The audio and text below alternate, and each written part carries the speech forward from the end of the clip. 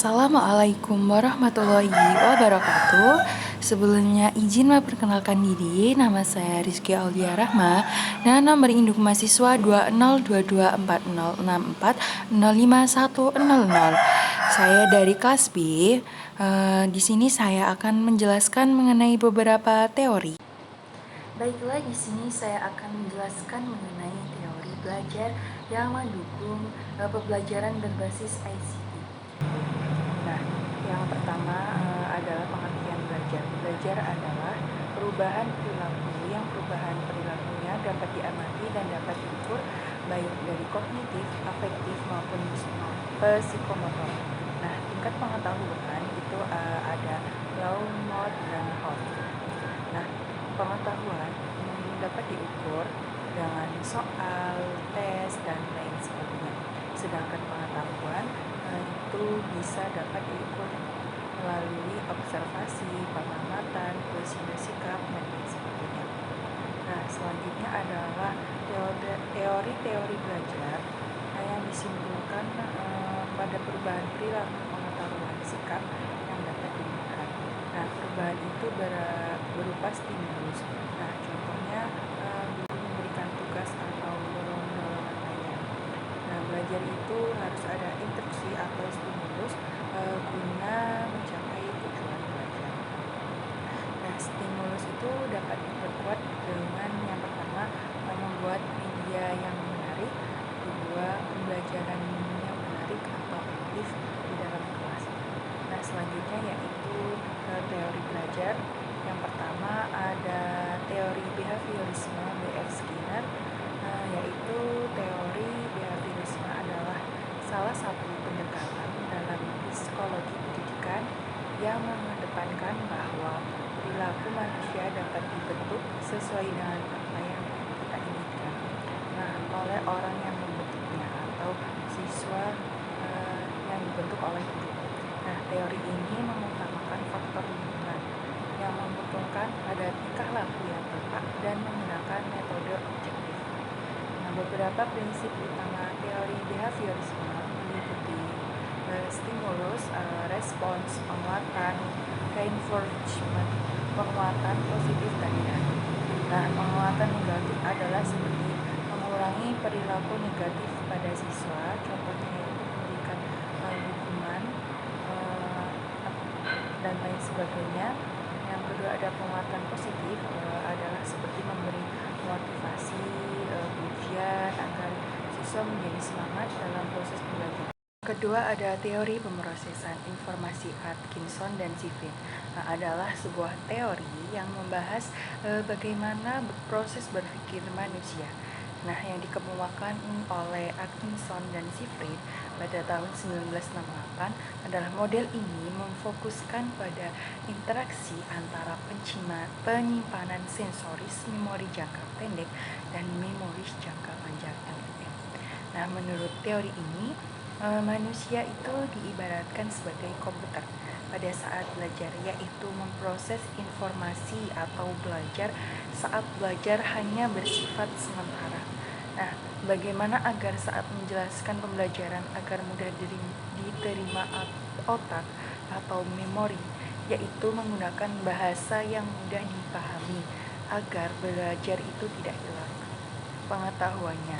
Nah, perlu dilatih dan juga dikaitkan dengan pengetahuan sehari-hari agar selalu diingat.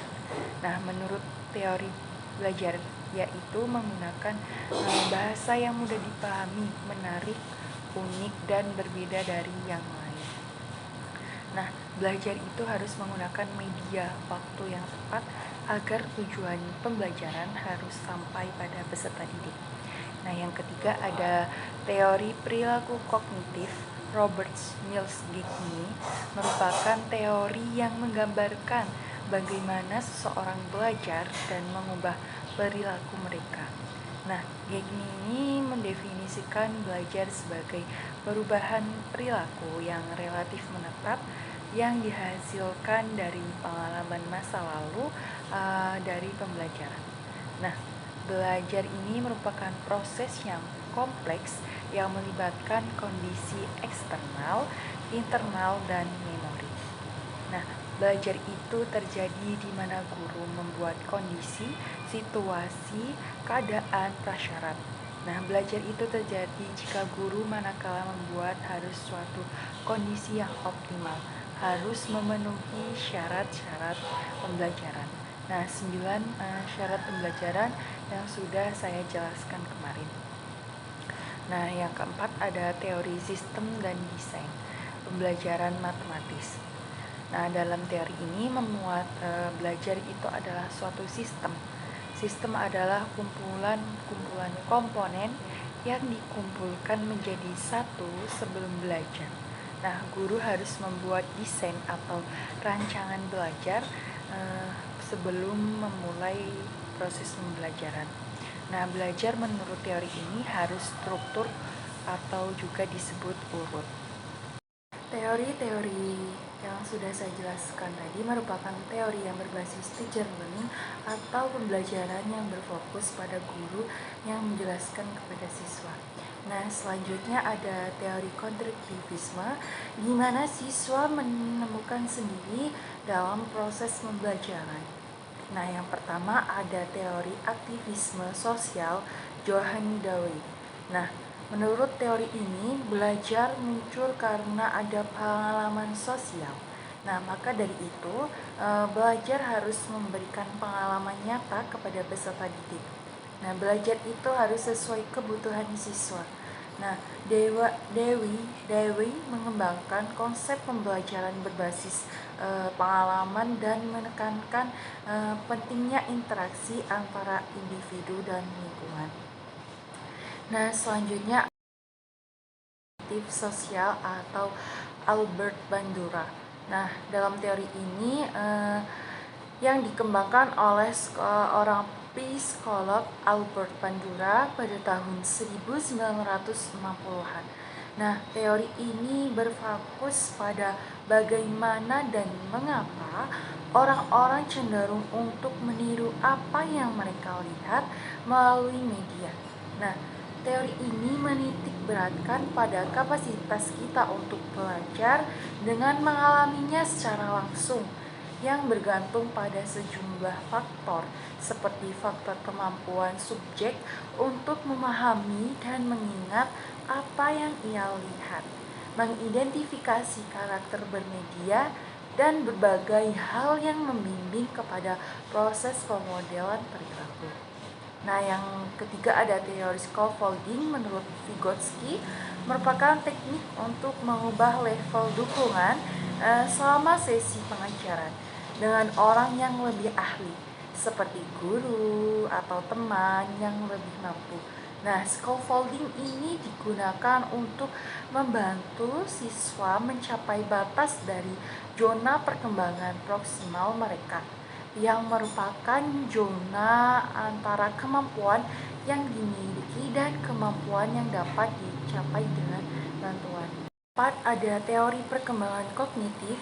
Jean Piaget merupakan teori yang menggambarkan bagaimana anak membangun dan mengembangkan pemikiran mereka secara alami. Piaget membagi perkembangan kognitif anak menjadi beberapa tahapan yang tergantung pada usia anak. Nah, tahapan-tahapan perkembangan kognitif yang dibagi oleh Piaget adalah yang pertama ada tahap sensori motor, yakni usia 0 sampai 22 tahun. Anak memahami dunia melalui koordinasi pengalaman sensori, yakni melihat, mendengar, dengan tindakan motorik, menggapai, menyentuh, dan lain sebagainya. Nah, yang ketiga ada tahap praoperasional, yakni usia sampai 2 sampai 7 tahun. Nah, anak mulai memahami konsep-konsep dasar seperti kemungkinan, kesamaan, dan perbedaan. Nah, yang ketiga ada tahap konkret, yakni usia 7 sampai 11 tahun, yakni anak mulai memahami konsep abstrak seperti angka dan geometri. Tahap formal usia 11 sampai 15 tahun, yakni anak mulai memahami konsep abstrak lebih kompleks seperti logika dan matematika.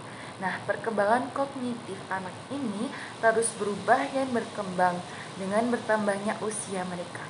Dan anak yang mengalami perubahan kualitatif yang bersifat invariance, tetap dan tidak melompat-lompat atau mundur, jadi berurutan. Yang kelima ada teori discovery learning, dibangun oleh Jerome Bruner, seorang ahli psikologi kognitif yang berpengaruh dalam bidang pendidikan. Nah, Bruner menganggap bahwa belajar penemuan discovery learning adalah proses memperoleh informasi baru, transformasi informasi, dan menguji relevansi dan ketepatan pengetahuan. Model ini mendorong peserta didik untuk belajar melalui berpartisipasi aktif dengan konsep dan prinsip dalam memecahkan masalah. Yang keenam ada teori multiple intelligence (MI), adalah teori yang dibangun oleh Howard Gardner, seorang ahli psikologi dari Harvard University.